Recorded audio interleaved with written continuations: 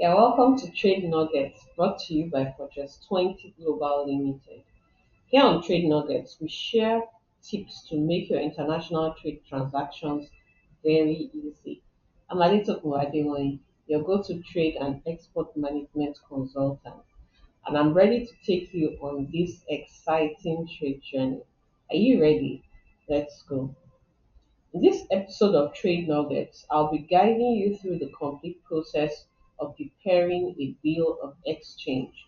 We'll cover what a bill of exchange is, its key components, and why it's a crucial part of international trade. Get ready to master this essential tool.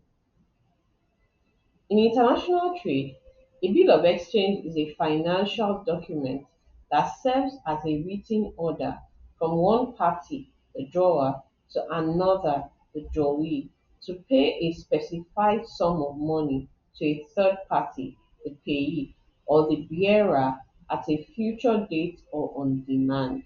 It's commonly used to facilitate payments between exporters and importers. A bill of exchange is needed in international trade and finance for several key reasons. Here are six of those reasons.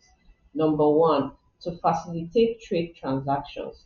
The bill of exchange acts as a credit instrument that bridges the gap between when the goods are shipped and when payment is made.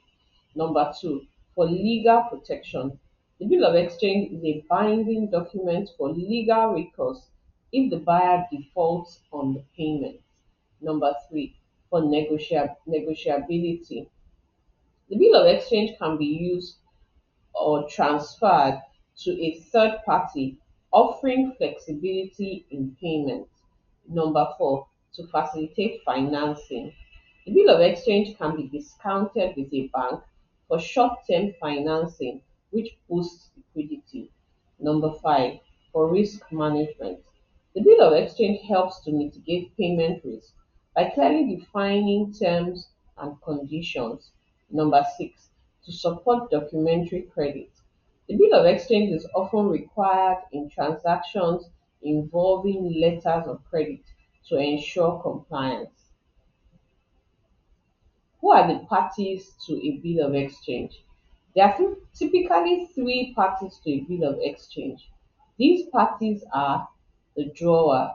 The drawer is the one who issues the bill of exchange and instructs payment. The number the second party is the drawee.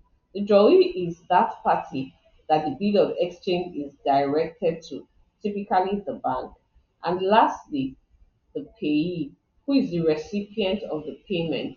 The payee could be the drawer or a third party. What are the key elements of a bill of exchange?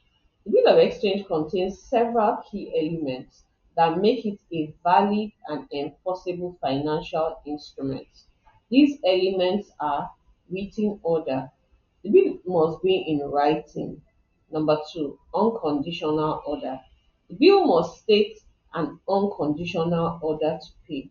Number three, specific amount. The sum to be paid must be certain and specified. Number four, the parties involved. It must include the names of the drawer, the drawee, and the payee. Number five, the date of payment. The time of payment, either on demand or at a future date, must be specified. Number six, the signature. The drawer's signature is required on the bill of exchange. Number seven, acceptance. The drawee's acceptance by signing the bill is necessary for the bill to be valid.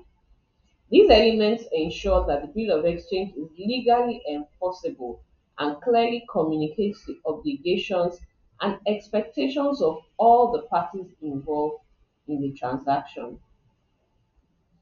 Preparing the bill of exchange involves several steps to ensure that it is accurate, legally binding, and compliant with international trade standards. Here's a step by step guide to preparing it. The first step is to determine the need for the bill of exchange.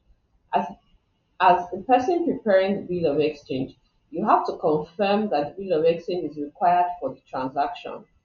The bill of exchange is usually required as part of the payment process in international trade involving letters of credit or trade finance agreements. Number two, gather all necessary information.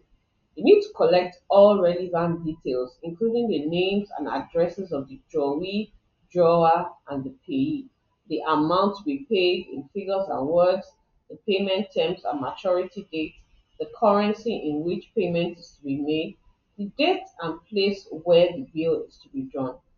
Number three, start the number three is to draft the bill of exchange. Start by writing the title Bill of Exchange at the top of the document. Include the date and place of issue also at the top. Then clearly state the unconditional order to pay. Specify the payee's name and address if that's different from the drawer.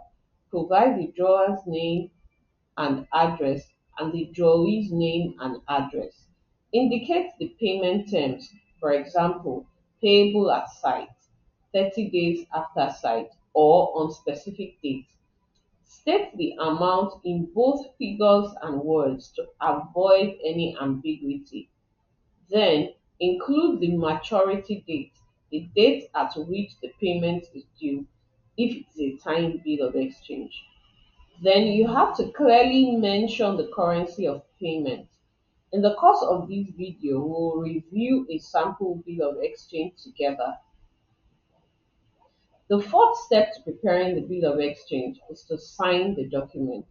The drawer, usually the seller or exporter, must sign the bill to make it legally binding. Ensure that the signature on the bill of exchange matches the authorized signature on the file with which banks or financial institutions, if applicable. Number five is to present the bill to the drawee, the buyer or the importer, for acceptance if that's required. The drawee indicates acceptance by signing the bill, usually with the word accepted written over the bill, along with the date of acceptance. This acceptance makes the bill of lading a binding commitment for the drawee to pay the stated amount at the due date. Number six is to endorse the bill of exchange if necessary. If the payee wishes to transfer the bill to another party, for example, to a bank for discounting, they must endorse the back of the bill by signing it and possibly including the name of the new payee. Number seven is to retain a copy of the bill of exchange for your records. This is essential for accounting and auditing in case of any dispute. Number eight, present the bill for payment. When payment is due, present the bill of exchange to the drawee or to the drawee's bank. If it's a site bill, it matures immediately. Present it immediately. If it's a term bill, it matures at a later date. Present it on the maturity date or after the maturity date. The last step in preparing the bill of exchange is to monitor and follow up. Make sure the drawee fulfills the payment. If by any chance the bill is dishonored, that is, the payment is refused, you may need to take legal action to enforce payment. Let's look at a sample bill of exchange and identify all the elements that we listed in the steps highlighted earlier. There's the title and the date and the place of issue, the drawer and the address, the drawee and the address, the payee and the address, the amount in figures and words, the payment terms, and the due date. We're still looking at the sample bill of exchange. There's a payment and the signature and the name of the drawer, the acceptance, which is completed by the drawee, and accepted by the name of the drawee and signature. Then there's the endorsed by the name and signature of the payee. And finally, there's the additional terms or instructions. In summary, a well prepared bill of exchange helps exporters reduce the risk of non payment access finance through other options such as bank discounting, and it enhances the safety and efficiency of trade. Knowing how to use a bill of exchange also ensures that the exporters comply with international trade rules. This fosters trust and reliability in their payment relationships. Thank you for watching this episode of Trade Nuggets. By now, you should be an expert at preparing a bill of exchange with the steps that we have covered. Do you need a bill of exchange template or some help with preparing your bill of exchange? No worries. Just send an email to info@fortress20global.com and we'll respond to you. Stay tuned for our next video where we'll be sharing simple, game changing tips to make your international trade transactions very easy.